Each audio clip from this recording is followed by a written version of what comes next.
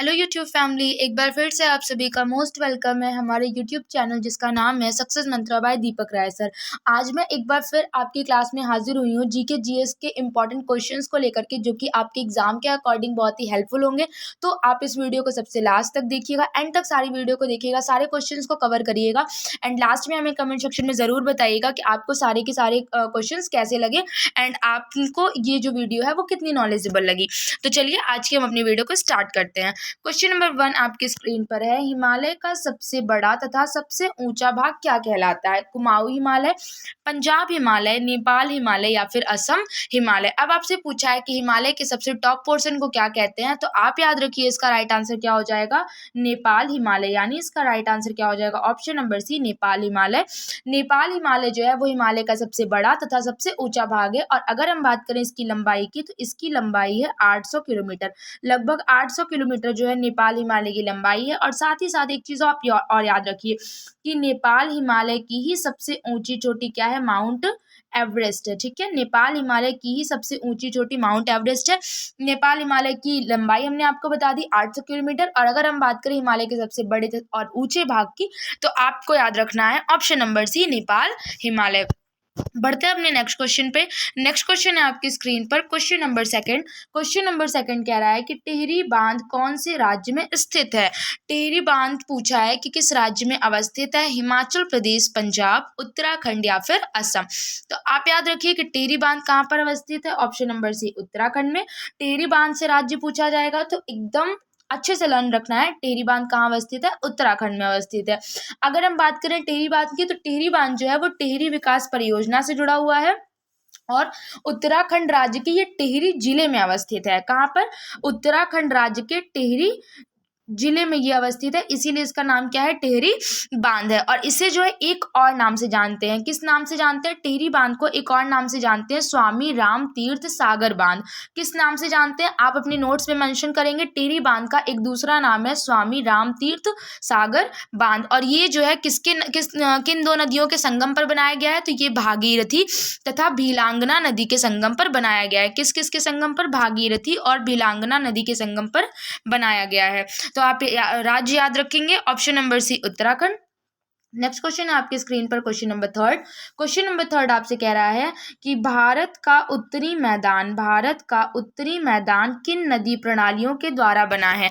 भारत का जो उत्तरी मैदान है वो किन नदी प्रणालियों के द्वारा बना है? सिंधु एवं ब्रह्मपुत्र, गंगा सिंधु एवं ब्रह्मपुत्र, और गंगा सिंधु ब्रह्मपुत्र और नर्मदा। तो आप याद रखिए कि भारत का जो उत्तरी मैदान है वो गंगा, सिंधु और ब्रह्मपुत्र नदी प्रणालियों के द्वारा बनाया गया है। ठीक है, और अगर हम बात करें इस मैदान की, तो ये मैदान जो है वो पूर्व से पश्चिम तक, लगभग पूरब से पश्चिम तक की अगर हम बात करें कि पूरब से पश्चिम तक, तो आप कहेंगे लगभग 3200 किलोमीटर तक फैला हुआ है। और ये चौड़ाई अगर हम बात करें तो ये 150 से 300 किलोमीटर चौड़ा है। ठीक है, तो और साथ ही साथ आपको एक चीज़ और याद रखनी है कि उत्तरी मैदान जो है वो 3 नदी प्रणालियों पर है। कौन कौन सी? तो आप कहेंगे गंगा, सिंधु एवं ब्रह्मपुत्र नदी प्रणालियों पर। बढ़ते हैं अपने नेक्स्ट क्वेश्चन पे। नेक्स्ट क्वेश्चन है आपके सामने, क्वेश्चन नंबर 4। क्वेश्चन नंबर 4 कह रहा है कि निम्नलिखित में से विश्व की सबसे ऊंची पर्वत श्रृंखला कौन सी है? एंडीज पर्वत श्रेणी, रॉकीज पर्वत श्रेणी, हिमालय पर्वत श्रेणी या फिर ग्रेट डिवाइडिंग रेंज। तो आप याद रखिए कि इसका राइट आंसर क्या हो जाएगा। ऑप्शन नंबर डी इसमें मेंशन नहीं है, बट हमने आपको चारों ऑप्शंस बता दिए। तो निम्नलिखित में से विश्व की सबसे ऊंची पर्वत श्रृंखला कौन सी है? ऑप्शन नंबर सी, हिमालय पर्वत श्रेणी। हिमालय पर्वत श्रेणी जो है वो विश्व की सबसे ऊंची पर्वत श्रृंखला है। साथ ही साथ अगर हम बात करें एंडीज पर्वत की, तो हिमालय विश्व की तीसरी जो है सबसे लंबी पर्वत श्रेणी हो गई है। पहले पे एंडीज पर्वत और रॉकीज, फिर हिमालय पर्वत, ग्रेट डिवाइडिंग रेंज। यानी तिब्बत में इसे जो है चोगालुग्मा कहा जाता है। ठीक है, तो इसका राइट आंसर क्या हो जाएगा, हिमालय पर्वत श्रेणी। बढ़ते हैं अपने नेक्स्ट क्वेश्चन पे। नेक्स्ट क्वेश्चन है आपके सामने, क्वेश्चन नंबर 5। क्वेश्चन नंबर 5 आपसे कह रहा है कि शेषनाग तथा वेरीनाग झीलें कौन सी पर्वत श्रेणी में स्थित हैं? शेषनाग और वेरीनाग झीलों की बात करें कि किस पर्वत श्रेणी में स्थित है, लद्दाख, जास्कर या फिर काराकोरम। तो आप याद रखिए कि इसका राइट आंसर क्या हो जाएगा, जास्कर। शेषनाग तथा वेरीनाग झील कहाँ पर स्थित है? जास्कर में अवस्थित हैं। और अगर हम राज्य की बात करें तो इससे जो है कौन सा राज्य शेषनाग और वेरीनाग झील से कौन सा राज्य? जम्मू एंड कश्मीर। ठीक है, जम्मू एंड कश्मीर, जो कि अब राज्य नहीं केंद्र शासित प्रदेश बन चुका है। और झेलम नदी जो है शेषनाग झील से ही निकलती है। झेलम नदी किससे निकलती है? शेषनाग झील से निकलती है। और ये जो नदी है वो वुलर झील से निकलने के बाद कहाँ तक जाती है? मुजफ्फराबाद से मंगला तक भारत पाकिस्तान बॉर्डर के जो सीमा है उसके समानांतर ही बहती है। तो आई होप कि इस क्वेश्चन का आंसर क्लियर होगा। शेषनाग तथा वेरीनाग झीलें जास्कर पर्वत श्रेणी में अवस्थित हैं। बढ़ते हैं अपने नेक्स्ट क्वेश्चन पे। नेक्स्ट क्वेश्चन है आपकी स्क्रीन पर क्वेश्चन नंबर 6। क्वेश्चन नंबर 6 आपसे कह रहा है कि निम्नलिखित में से कौन सा पर्वत शिखर उत्तराखंड में नहीं है? बंदरपूछ, त्रिशूल, अन्नपूर्णा। तो आपको बताना है कि इन तीनों ऑप्शन में से कौन सा पर्वत शिखर उत्तराखंड में नहीं है। तो इसका राइट आंसर क्या हो जाएगा? Option number C, Annapurna. Annapurna जो है वो पर्वत शिखर उत्तराखंड में नहीं है। ठीक है, और ये जो मतलब महान हिमालय पर जितने भी पर्वत शिखर में उपस्थित हैं उत्तराखंड में, कौन कौन से उपस्थित है? बंदरपूछ, कामेत, त्रिशूल, नंदा देवी, केदारनाथ, गंगोत्री, कुटी, सांगटांग, ये सारे के सारे कहाँ पर है? उत्तराखंड में ही है। और ये जो पर्वत शिखर समूह है भागीरथी, अलकनंदा, पश्चिमी धौली, पूर्वी धौली, ये सारी चीज़ें जो हैं एक दूसरे से पृथक करती। तो पूछा जाएगा कि कौन सा पर्वत शिखर उत्तराखंड में नहीं है, तो आप याद रखेंगे अन्नपूर्णा जो है वो पर्वत शिखर उत्तराखंड में नहीं है। और आगे बढ़ने से पहले हम आपको एक बहुत ही इंपॉर्टेंट अपडेट दे दें कि हम जैसे कि कुछ लोगों को कुछ सजेशन चाहिए होते हैं इस चीज़ के लिए कि मैम लेखपाल की तैयारी कर रहे हैं तो आप जो है कोई बुक सजेस्ट करिए। ऐसे कमेंट्स हमारे चैनल पर हमेशा आते हैं कि कौन सी बुक हम प्रेफर करें कि हमारी तैयारी जो है और बेहतर बन सके। तो अगर आप लेखपाल की तैयारी कर रहे हैं तो लेखपाल के लिए हम आपको एक बुक सजेस्ट करना चाहेंगे जो कि बहुत ही बेहतरीन है। इसका एनालिसिस हमने खुद भी किया हुआ है। ये बुक आपकी चक्षु पब्लिकेशन से रिलेटेड है। चक्षु पब्लिकेशन ने इस बुक को बनाया है और जो कि उत्तर प्रदेश ग्राम समाज एवं विकास से रिलेटेड ये बुक है। ये आपकी लेखपाल के लिए स्पेशली ये बुक बनी हुई है। इस बुक में आपको जितने भी कंटेंट आपके लेखपाल के सिलेबस के अकॉर्डिंग मिलेगा वो सारे टॉपिक्स आपको इस बुक में कवर करने को मिलेंगे, क्योंकि इस बुक को एकदम लेखपाल के सिलेबस के अकॉर्डिंग बनाया गया है। एंड पर्सनली जो है हमने इस बुक का एनालिसिस किया है, तब हम आपके सामने इस बुक को लेकर के आए हैं। आप देख सकते हैं कि इसमें ग्रामीण समाज और विकास योजनाएं, प्रबंधन, ग्राम विकास शोध प्रणालियां, ग्रामीण स्वास्थ्य योजनाएं, ग्रामीण सामाजिक विकास, यानी ग्राम समाज और विकास से जितने भी पोर्शंस बन सकते हैं उन सारे पोर्शंस को, उन सारे टॉपिक्स को इसमें कवर किया गया है। साथ ही साथ सॉल्व पेपर दिया हुआ है एंड 1100 से प्लस जो है सारे के सारे क्वेश्चन जो है वन लाइनर आपको अवेलेबल है। यानी आपकी तैयारी को अगर और भी अच्छा बनाना है, आप लेखपाल की प्रिपरेशन कर रहे हैं, तो आप चक्षु पब्लिकेशन की इस बुक को जरूर पढ़िएगा, क्योंकि ये जो है आपके लिए बहुत ही हेल्पफुल हो सकती है। अगर हम इसके बारे में और डिटेल दें तो देखिए हमने आपको कुछ चीज़ें यहाँ पर इसकी शो करने की कोशिश की हैं कि यहाँ पर सारी की सारी वन लाइनर चीज़ें आपको कितनी डिटेल में बताई गई हैं। हर टॉपिक आपको बिल्कुल ऐसे ही देखने को मिलेगा। तो अगर आप अपनी तैयारी को और बेहतर बनाना चाहते हैं तो आप जो है इस बुक को ज़रूर परचेस करिए। आपको वीडियो के डिस्क्रिप्शन बॉक्स में इसका लिंक मिल जाएगा, आप वहां से जाकर इसे परचेस कर सकते हैं और अपनी तैयारी को और भी बेहतर बना सकते हैं लेखपाल की प्रिपरेशन के लिए। एंड ये बुक्स पर्सनली मैं आपको सजेस्ट कर रही हूँ कि ये बुक बहुत ही अच्छी है। अगर हम बात करें इसके गाइड वगैरह की, तो चक्षु पब्लिकेशन जो है देखिए आपको बुक के अलावा जो है आपकी तैयारी को बेहतर बनाने के लिए प्रैक्टिस सेट जो है आपको प्रोवाइड कर रहा है। उत्तर प्रदेश राजस्व लेखपाल की गाइड भी आपको यहाँ पर अवेलेबल रहेगी। उत्तर प्रदेश राजस्व लेखपाल की प्रैक्टिस सेट भी ये अवेलेबल है आपके साथ, और साथ ही साथ ये उत्तर प्रदेश ग्राम समाज विकास की भी आपको प्रैक्टिस सेट अवेलेबल है। अब आप देख सकते हैं कि चक्षु पब्लिकेशन ने आपके लिए कितनी ज़्यादा अच्छी चीज़ें कंटेंट जो है तैयार किया हुआ है।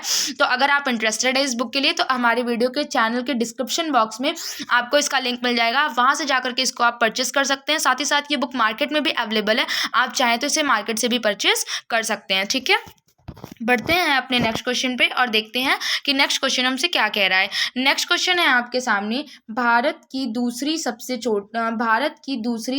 ऊंची चोटी कौन सी है।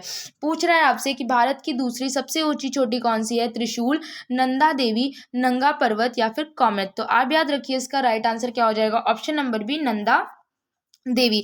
नंदा देवी जो वो है आपकी चोटी है वो दूसरी सबसे ऊंची चोटी है, और इसकी जो लंबाई है अगर हम इसकी बात करें तो इसकी लंबाई है नियर अबाउट 7817 मीटर की। ठीक है, और अगर हम बात करें उत्तराखंड या कुमाऊं हिमालय की, तो ये सबसे ऊंची चोटी है। यानी सबसे पहली ऊंची चोटी कौन सी है, उत्तराखंड की कुमाऊं हिमालय की चोटी, और दूसरे नंबर पर कौन सी आती है, नंदा देवी की चोटी, जिसकी लंबाई कितनी हमने बताई है, 7817 मीटर तक। ठीक है, बढ़ते हैं अपने नेक्स्ट क्वेश्चन पे।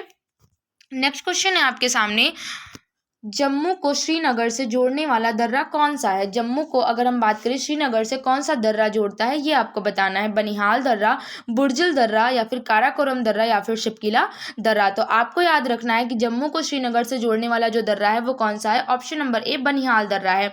बनिहाल दर्रा जो है वो जम्मू को श्रीनगर से जोड़ता है, जिसमें कि आपको पीर पंजाल पर्वत श्रृंखला जो है वो जम्मू बनिहाल दर्रा जो है इसमें जम्मू को श्रीनगर से जोड़ता है। और बनिहाल दर्रा जो है श्रीनगर का प्रवेश द्वार कहा जाता है। यानी अगर आप इसका दूसरा नाम आपको जानना हो तो बनिहाल दर्रे को श्रीनगर का प्रवेश द्वार भी कहा जाता है। ठीक है।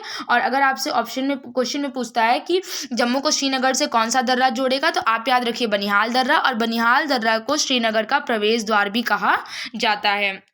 नेक्स्ट क्वेश्चन है आपके सामने, विश्व का सबसे ऊंचा दर्रा कौन सा है? जोजिला दर्रा, नाथुला दर्रा, काराकोरम दर्रा या फिर पीर पंजाल दर्रा। अब आपसे पूछ रहा है कि इन चारों ऑप्शन में से ऐसा कौन सा दर्रा है जो सबसे ज़्यादा ऊंचा है? तो आप याद रखिए काराकोरम दर्रा जो है वो सबसे ऊंचा दर्रा माना जाता है। और इसकी जो है ऊंचाई की अगर हम बात करें तो समुद्र तल से इसकी ऊंचाई कितनी है? 5500 मीटर है। समुद्र तल से इसकी ऊंचाई अगर हम मेजर करें तो 5500 मीटर की मानी जाती है। और ये लद्दाख क्षेत्र में स्थित है। कहाँ पर है? काराकोरम दर्रा। तो आप याद रखिए कि काराकोरम दर्रा आपका लद्दाख क्षेत्र में स्थित है, जो भारत और चीन के बीच में एक जो है संपर्क मार्ग है। यानी भारत और चीन के बीच में ये अवस्थित है। और ये विश्व का सबसे ऊंचा दर्रा है। इसकी ऊंचाई समुद्र तल से लगभग 5500 मीटर है। और ये कहाँ पर अवस्थित है? लद्दाख में अवस्थित है। बढ़ते हैं अपने नेक्स्ट क्वेश्चन पे। नेक्स्ट क्वेश्चन आपसे कह रहा है, नाथुला दर्रा भारत के कौन से राज्य में स्थित है? नाथुला दर्रा का राज्य आपसे पूछा है कि नाथुला दर्रा जो है कहाँ पर अवस्थित है? हिमाचल प्रदेश, उत्तराखंड, सिक्किम या फिर आपका अरुणाचल प्रदेश। अरुणाचल प्रदेश भी आप इसका 4 ऑप्शंस कर लीजिए। ठीक है। तो अब आपको बताना है इन 4 ऑप्शन में से हिमाचल प्रदेश, उत्तराखंड, सिक्किम या फिर अरुणाचल प्रदेश। तो आप याद रखिए कि नाथुला दर्रा कहाँ पर है? ऑप्शन नंबर सी सिक्किम में अवस्थित है। भारत चीन की सीमा पर स्थित है ये भी आप याद रखिए। और समुद्र तल से इसकी ऊंचाई कितनी है? नाथुला दर्रे की समुद्र तल से ऊंचाई की बात करें तो लगभग 4310 मीटर है। ठीक है। लगभग 4310 मीटर है। और ये जो है कब एक बार इसे बीच में बंद कर दिया गया था। कब बंद कर दिया गया था नाथुला दर्रे को? 1962 में भारत चीन युद्ध के समय इसको बंद कर दिया गया था। एकदम से क्लोज कर दिया गया था और इसको दोबारा खोल दिया गया कब? 2006 में। अगर आपसे क्वेश्चन पूछ ले कि नाथुला दर्रे को दोबारा फिर से कब खोला गया, तो आप इसका आंसर करेंगे 2006 में। बंद कब किया गया था? 1962 में। कारण क्या था? भारत चीन युद्ध। और नाथुला दर्रा कहाँ पर अवस्थित है? सिक्किम में। इसकी लंबाई कितनी है? 4310 मीटर। तो यहाँ पर हमने आपके सारे फैक्ट्स इसके क्लियर कर दिए।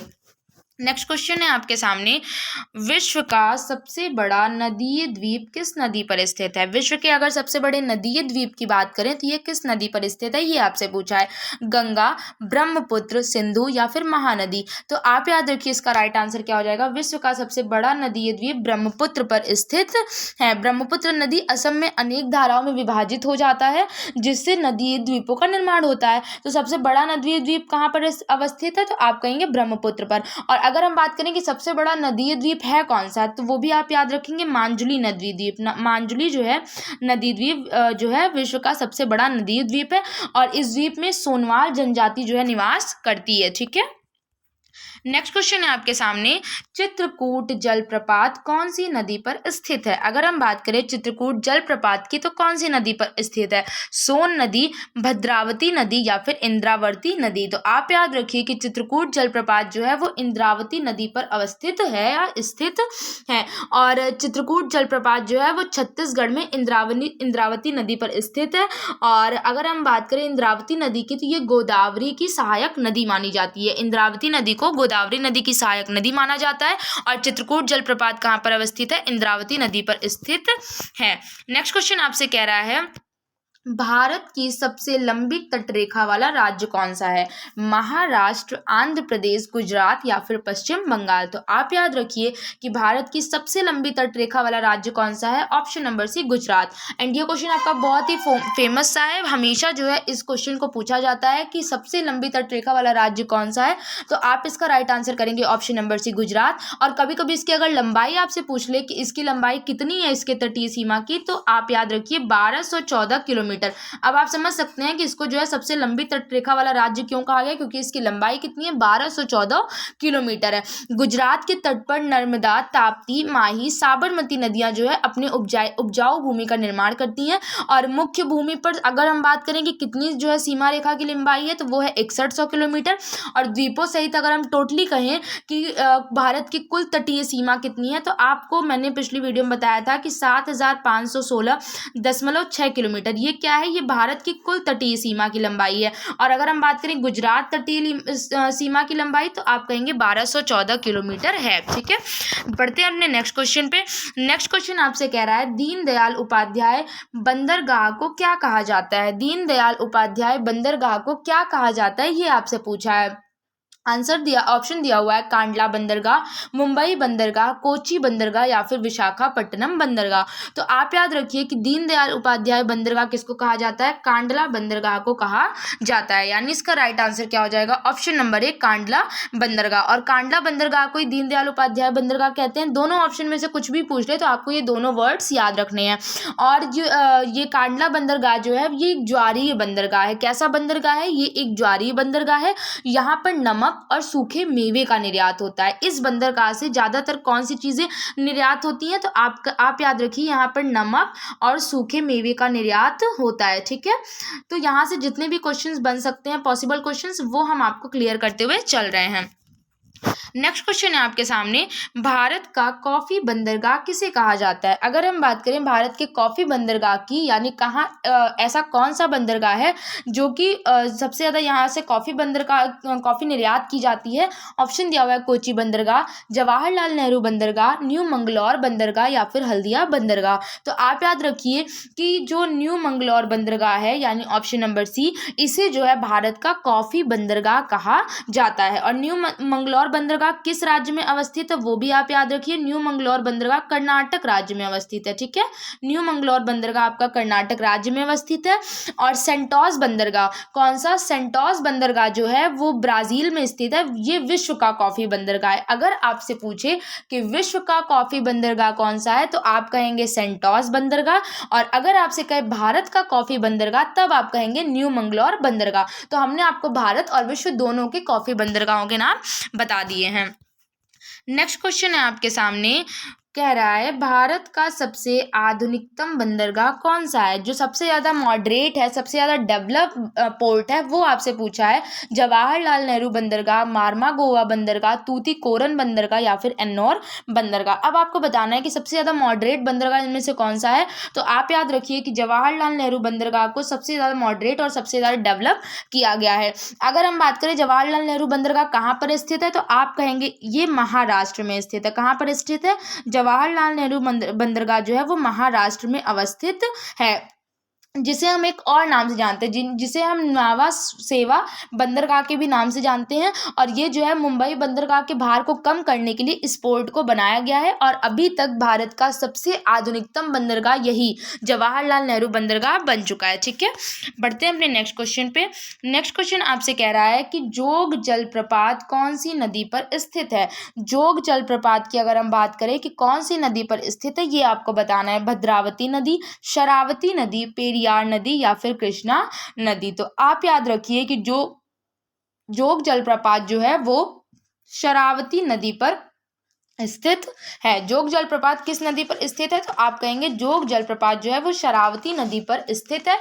और अगर हम बात करें जोग जलप्रपात की, तो अब आप बिल्कुल नहीं भूलिएगा कि जोग जलप्रपात से कौन सी नदी, तो आप कहेंगे तुरंत आपके माइंड में आना चाहिए शरावती नदी। ठीक है, बढ़ते हैं अपने नेक्स्ट क्वेश्चन पे, देखते हैं कि नेक्स्ट क्वेश्चन क्या कह रहा है हमसे। नेक्स्ट क्वेश्चन आपके सामने है, भारत का एकमात्र सक्रिय ज्वालामुखी है। हवाई द्वीप, बैरन द्वीप, नाराकोंडा द्वीप या फिर कोटोपैक्सी। इन चारों में से ऐसा कौन सा ऑप्शन है जो कि सक्रिय ज्वालामुखी है इस टाइम पर, तो आप याद रखिए बैरन द्वीप जो है वो अभी भी सक्रिय ज्वालामुखी है। भारत का सक्रिय ज्वालामुखी कौन सा है, बैरन द्वीप। और ये कहाँ पर अवस्थित है, उत्तरी अंडमान में और मध्य अंडमान के मध्य स्थित है। यानी इसकी जो पोजीशन है वो कहाँ पर है, उत्तरी अंडमान और मध्य अंडमान के बीच में ये स्थित है। विश्व का अगर हम बात करें कि विश्व का सबसे बड़ा सक्रिय ज्वालामुखी, तो वो भी आप याद रखिए मोना लोआ हवाई द्वीप है, जो कि सबसे बड़ा सक्रिय ज्वालामुखी है। ठीक है। और अगर हम भारत की बात करें तो आप याद रखिए बैरन द्वीप जो है वो सबसे सक्रिय ज्वालामुखी है। नेक्स्ट क्वेश्चन है आपके सामने, किसी स्थान की लंबे समय की मौसम की औसत दशाओं को क्या कहते हैं? किसी स्थान की लंबे समय की मौसम की औसत दशाओं को क्या कहते हैं, ये आपको बताना है। मौसम, ऋतु, जलवायु या फिर वायु दाब। तो आप याद रखिए कि किसी स्थान की लंबे समय की मौसम की औसत दशाओं को क्या कहते हैं? जलवायु कहते हैं। यानी इसका राइट आंसर क्या हो जाएगा? जलवायु। कोई भी ऐसी जो मौसम की दशाएं होती हैं जो लंबे टाइम तक कहीं पर टिकी होती हैं उसे हम जलवायु कहते हैं, और कोई ऐसी वायुमंडलीय दशा जो कि छोटे समय तक रहती है उसे हम मौसम कहते हैं। ठीक है। और अगर हम बात करें वायु दाब की तो जो इसका वायु दाब अगर पूछा जाए तो वायु दाब को हम मिली बार में मापते हैं। किसमें मापते हैं? वायु दाब को मिली बार में मापते हैं। और ये रहा आज की आपकी वीडियो का सबसे लास्ट क्वेश्चन आपसे कह रहा है कि मानसून शब्द किस भाषा के शब्द से बना हुआ है। अगर हम बात करें मानसून शब्द की तो ये किस भाषा के शब्द से बना है, ये आपसे पूछा जा रहा है। फारसी, जर्मन, अंग्रेजी या फिर अरबी। तो आपको बताना है कि इसमें से राइट आंसर क्या हो जाएगा। तो मानसून शब्द जो है वो अरबी भाषा का शब्द है। किस भाषा का शब्द है? मानसून शब्द जो है वो अरबी भाषा का शब्द है। मानसून शब्द की व्युत्पत्ति अरबी भाषा से हुई है, जिसका अर्थ क्या होता है? मौसम होता है। और साथ ही साथ अगर हम बात करें भारत की जलवायु को हम मानसूनी जलवायु कहा जाता है। भारत की जो जलवायु उसे हम क्या कहते हैं? मानसूनी जलवायु कहा जाता है। तो आज की वीडियो के ये रहे आपके कुछ क्वेश्चंस जो कि जीके जीएस से रिलेटेड थे। एंड साथ ही साथ अगर आप हमारे चैनल पर न्यू है तो हमारे चैनल को आप सब्सक्राइब कर लीजिए एंड हमारे टेलीग्राम चैनल